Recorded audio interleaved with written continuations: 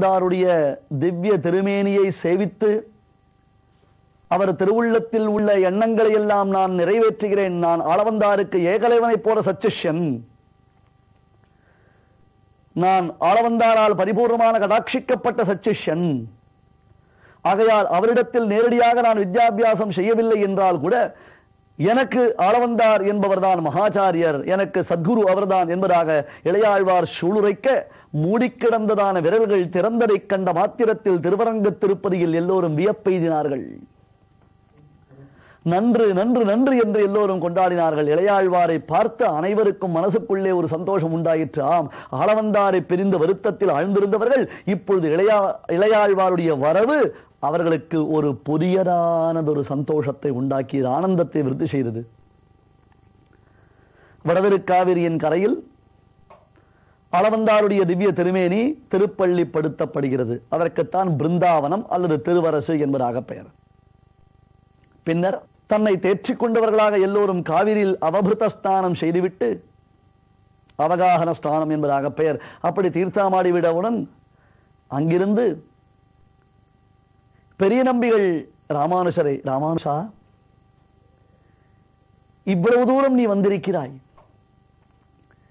இதுவரையிலும் ஸ்ரீரங்கத்திற்கு வந்தது இல்லை, இதுதான் முதல் முறை. உன்னை அழைத்து வரக்கூடிய பெரும் பொறுப்பை ஆச்சாரியன் என்னிடத்தில் ஒப்படைத்திருந்தார். அந்த பாக்கியத்தை நான் பெற்றிருக்கிறேன் அப்பா.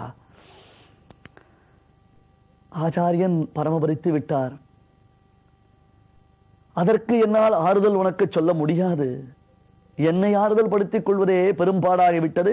இதில் நான் என்னை தேற்றிக்கொண்டு உன்னை ஆறுதல் படுத்தினேன். ஆனால் இப்பொழுது நடந்த சம்பவத்தை பார்க்கும் பொழுது உனக்கும் ஆளவந்தாருக்கும் இருக்கக்கூடிய தொடர்பு என்றோ எம்பெருமான் சங்கல்பத்தினால் ஏற்பட்டது. ஏதோ ஒரு சிறிய கிளேசத்தினாலே அவருடைய ஜீவதசையில் நீ அவரை சேவிக்கவில்லை, ஆனால் அவரால் நீ கடாட்சிக்கப்பட்டிருக்கிறாய். அவர் உன்னை பரிபூர்ணமாக கடாட்சம் செய்திருக்கிறார். அதனால் தான் அன்றோ இப்பொழுது இந்த சரம திருமேனியையும் நீ தரிசனம் செய்திருக்கிறாய். அதெல்லாம் போகட்டும். நடந்ததை குறித்து மறுபடியும் மறுபடியும் பேசிக்கொண்டிருப்பதில் என்ன பயன் இருக்க முடியும்? ஆகையால் இந்த ஸ்ரீரங்கத்திற்கு பூலோக வைகுண்டம் என்பதாக பெயர்.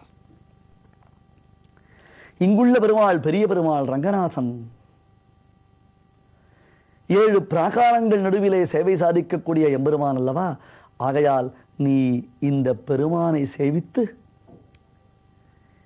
இங்கே சில நாட்கள் தங்கிவிட்டு அப்புறம் மறுபடியும் காஞ்சிபுரத்திற்கு திரும்பிச் செல்லலாம். பெரிய நம்பிகள் இளையாழ்வாரை காஞ்சிபுரத்திற்கு அனுப்ப வேண்டும் என்பதாக தீர்மானிக்கவில்லை. இருந்தாலும் அவரை ஆறுதல் படுத்த வேண்டும் அல்லவா? அதற்காக சொன்னார். இளையாழ்வார் பெரிய நம்பிகளை நிமிர்ந்து பார்த்தார். என்னது, நான் ரங்கநாதனை சேவிக்க வேண்டுமா? பெரிய பெருமாளா? எல்லா ஆழ்வார்களும் பாடிய பெருமாளோ? அப்படியா? இது பூலோக வைகுண்ட கஷேத்திரமா? இருந்துவிட்டு போகட்டும் சுவாமி. பூலோக வைகுண்ட கஷேத்திரமாக இது இருப்பது என்றால் எங்கள் ஆளவந்தாரை எதற்காக வேறொரு வைகுண்டத்திற்கு இந்த ரங்கநாதன் அழைத்துச் சென்றிருக்க வேண்டும்? இது பூலோக வைகுண்டம், இதுவே வைகுண்டம் என்னும் பொழுது அவர் இந்த ஆளவந்தார் இங்கேயே இருந்திருக்கலாமே. என் ஆச்சாரியரையும் என்னையும் பிரித்தானே இப்பெருமான், இவனை நான் சேவிப்பேனா? எனக்கு இந்த எம்பெருமான் தேவையில்லை. ராமானுஜோத பகுதா சமுபேத்ய துக்கம் கிம் காரியமஸ்தி மம ரங்கபுரே மகாத்மல். சுவாமின்னு இத்தனை பெரிய பெருமாள் இருக்கக்கூடிய இந்த ஊரில் எனக்கு என்ன சுவாமி காரியம்? எனக்கு என் வரதன் போரும். என் வரதனாக இருந்திருந்தானால் இப்படி ஒரு காரியத்தை செய்திருப்பானா? என்னையும் என் ஆச்சாரியரையும் ஒன்றாக சேரவிட்டாமல் சதி செய்து இந்த பெருமான் பிரித்து விட்டானே எனில் இந்த பெருமானை நான் எதற்காக வந்து சேவிக்க வேண்டும்? இப்படி உண்டா? அப்படி கேட்கலாமா என்றால் ஆம், இளையாழ்வார் உள்ளத்தில் உறைந்திருந்த அந்த வருத்தம், அவருக்கு துக்கம் தாங்க முடியவில்லை. தன் குருவை நாம் இழந்தோமே என்னும் வருத்தம் இருக்கிறது. ஏன் சுவாமி, பூலோக வைகுண்டத்திற்கு தலைவனான ரங்கநாதன் எப்படி ஆளவந்தாருடைய உயிரை பறித்து சென்றான்? என்ன இங்கே யமனுக்கு வேலை உண்டா? இது எல்லாம் செய்தவன் உங்கள் ரங்கநாதன் தானே. சிட்டர்கள் தொழும் ரங்கநாதன் தானே, அவன் திருவரங்கத்தவன் தானே. அந்த திருவரங்கத்தவன் என் திறத்து இப்படி ஒரு காரியத்தை செய்து விட்டானே. ஏன் எனக்காக ஒரு 10 நிமிடம் தாமதித்து என் ஆச்சாரியரை பரமபுரத்திற்கு அழைத்து செல்லக்கூடாதா? சுவாமி, எனக்கு வேண்டாம் சுவாமி. கிம் காரியமஸ்தி மம ரங்கபுரே மகாத்மா, இந்த ஊரில் எனக்கு என்ன வேலை? நல்ல வேலை, அவருடைய சரம திருமேனியை சேவிக்கும் பாக்கியமாவது எனக்கு விட்டு வைத்தாரே உங்க ரங்கநாதர். இளையாழ்வார் உள்ளத்தில் ஏற்பட்ட அந்த வருத்தம், தன் ஆச்சாரியனை சேவிக்க விட்டாமல் பெருமாள் தடுத்தானே என்னும் ஏக்கம், அந்த ஏக்கத்தை எப்படி வெளிப்படுத்துவது? வாழ்ந்தே போம், வேண்டாம், அந்த பெருமாள் அப்படியே இருக்கட்டும். அந்த பெரிய பெருமாளாம் ரங்கநாதன் உங்கள் பெருமாளாகவே இருக்கட்டும். எங்களுக்கு எங்கள் வரதன் போரும் சுவாமி. வரதன் இப்படியெல்லாம் செய்ய மாட்டான் தெரியுமா? எங்கள் வரதன் அப்படி செய்ய மாட்டான். மார்பிலே கை வைத்து இளையாழ்வார் பேசும் பொழுது அவர்கள் கண்கள் பனிக்க அவருக்கு இருந்த ஒரு இருமாப்பு அங்கே வரதனுக்கு ஒரு பூரிப்பை உண்டாக்கியதாம். ஐயோ, நம் ராமானுஜன் அங்கு சென்று துக்கக் கடலுள் அழுந்திருக்கிறானே. யத்பாத பத்ம பஜனாய சமாகதோஹம் தஸ்மில் மகாத்மனி கதே நிலயம் முராரே. யத்பாத பத்ம பஜனாய சமாகதோஹம், யாருடைய திவ்ய சரணார விந்தங்களில் விழுந்து கிடக்க வேண்டும் என்ற ஆசை கொண்டு வந்தேனோ அந்த மகாத்மாவே தஸ்மில் மகாத்மனி கதே நிலயம் முராரே, அவரே சென்றாகிவிட்டது. எனக்கு இங்கே ஸ்ரீரங்கத்தில் என்ன காரியம்? அகம் புனஸ்ரீ கரிசைல பர்த்து, வரதா வரதா வரதா என்பதாக அவருடைய உள்ளத்துக்குள்ளே ஓயாத ஒரு எண்ண அலைகள் ஓடிக்கொண்டே இருக்கின்றனவாம். அகம் புனஸ்ரீ கரிசைல பர்த்து கரீந்திர சந்தாபஹரஸ்ய தஸ்ய, யானையின் துயர் தீர்த்தவன் என் வரதன். மூலமென ஓலமிட வல்லார் வந்தார் என்று ஒரு யானைக்கு ஏற்பட்ட துயரத்தை கூட என் வரதன் துடைத்தவன். ஆனால் உங்கள் ரங்கநாதன் என்னை போன்றவர்களுக்கெல்லாம் துயரத்தை விளைவிப்பவனாகிவிட்டானே. அதனால் நான் விரைந்து செல்ல வேண்டும். எங்கே தெரியுமா? என் வரதனிடத்தில் செல்ல வேண்டும். என் பெருமானும் என் பிராட்டியும் இருக்கும் பொழுது அவர்கள் மடியில் முகம் புதைத்து அழ வேண்டும். தாய் பாசத்தை, தாயினுடைய வாஞ்சையை, அந்த தாயின் பரிவை எங்கள் வரதனிடத்தில் மட்டும்தான் நான் பெற முடியும்.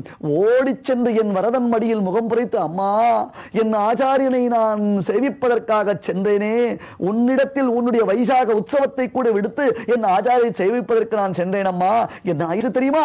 அந்த ரங்கநாதன் என் ஆச்சாரிய உயிரை பறித்து சென்று விட்டான், அவரை நான் சேவிக்க முடியவில்லையே என்று அவர் மடியில் நான் தலை பறித்து அழுத பொழுது என் வரதன் தன் திருக்கையினால் என் தலை தடவி ஆறுதல் படுத்துவான். சுவாமி, உங்கள் ரங்கநாதன் வேண்டாம் எனக்கு, உங்கள் ரங்கநாதன் வேண்டாம் எனக்கு. நீங்களே அவரை வைத்து கொண்டாடி கொண்டிருங்கள். சம்சேவிதம் பாத சரோஜ யுக்மம் பஜாமி காஞ்சிபுர ரத்னமேவ. காஞ்சிபுரத்தின் ரத்னம் ஐயா, அது தொண்டை மண்டலத்தினுடைய ரத்னம்.